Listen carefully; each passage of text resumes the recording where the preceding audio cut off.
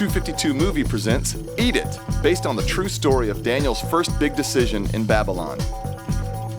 Action!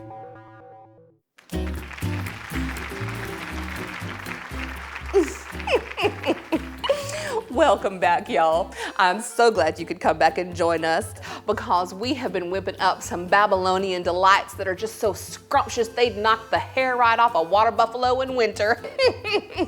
But now don't you worry, because I have saved the best for the last segment today. Now, as you may have heard, I have a very special guest joining us today. He is one of the youngest and brightest stars in the service of King Nebi. He is originally from Judah and is considered to be the wiser of all the leadership of the kingdom. Y'all put your hands together for the one, the only Daniel. Daniel, get yourself on over here. All right, y'all, now hush now. I only have 6 minutes till my next commercial break. Now, Daniel, as is customary, let me give to you your very own battered Babylonian delights cooking apron. Yay, thank you. You are so welcome. Very Here nice. We go. All right, so, Daniel, how are you? I'm fine, Pacey. Thank you for asking. Wonderful. So now, before we get into the business of sharing the delightfully decadent recipe that I know you brought for us today, let me ask you something. Shoot. So, you were brought all the way over to Babylon after King Nebi. Oh, King Nebi? Oh, that's just my little nickname for King Nebuchadnezzar. The name's just too hard to say, y'all. I'm sorry. It's like that word onomatopoeia or Worcestershire. No, Worcestershire. Sauce. Am I right, y'all? Right. I'm with you now. King Nebi. There you go. So, where was I? I think you were about to ask about when King Nebuchadnezzar had me brought to Babylon? That's right. You are so good. Well, I was living in Judah, which is where I'm from, and the city of Jerusalem was taken over by the Babylonian army. And so King Nebuchadnezzar had a lot of captives brought to Babylon. You say the king's name so well. Doesn't he say the king's name so well, y'all? Well, I've had a lot of practice. So now, after you were brought over to serve King Nebi, I understand you made quite a name for yourself. Well, I guess I did get some notoriety after the whole food thing. Yes, now let's tell us about that, because when I heard the story, y'all, I could not believe my ears. You refused to eat. Well, no, Because not I've exactly. never heard such nonsense in all my life, y'all. Refusing to eat. Well, no, it's not, I didn't refuse to eat. I just, how about I just tell you the whole story? Oh, yes. Would y'all like that? I think they would like that. All right.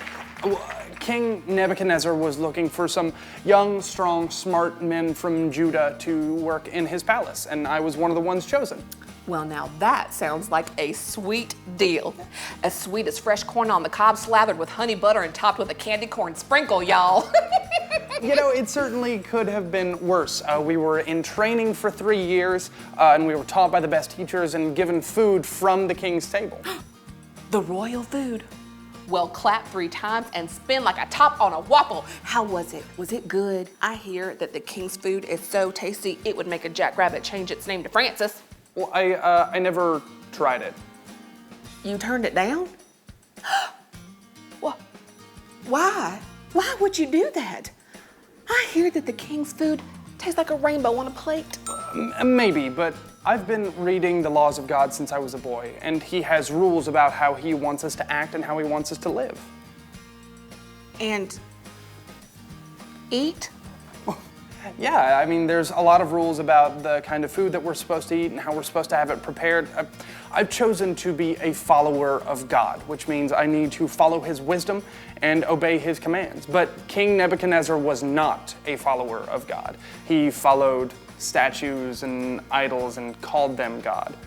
And so I knew that his food wouldn't be prepared in a way the one true God would be pleased with. Like, with too much butter? Not a. Because I'll tell you right now, y'all, I could flat out eat a whole stick of butter. Deep fried. It is to die for. Sorry, you continue your story, sugar. So I decided that I was going to stand up for what I knew was right, even though it might get me in trouble with the king. So I decided I wasn't going to eat any of the king's food. How did you not starve, Pumpkin? Well, I talked to one of the guards and asked if me and my friends could just eat vegetables and water.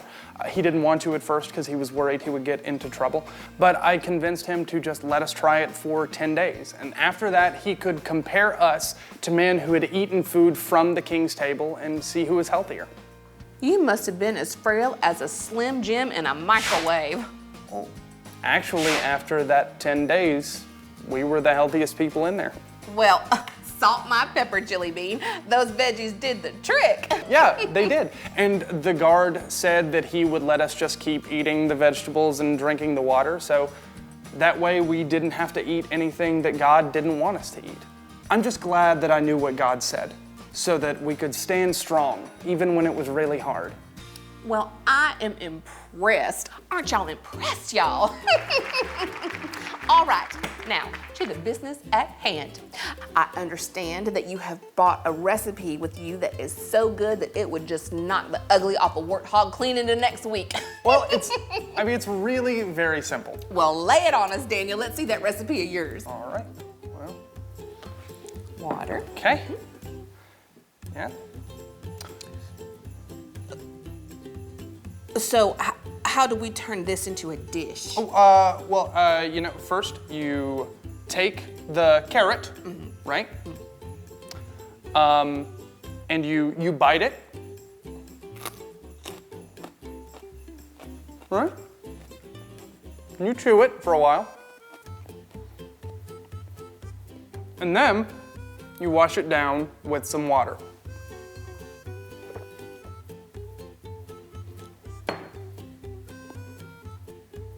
And then just, repeat.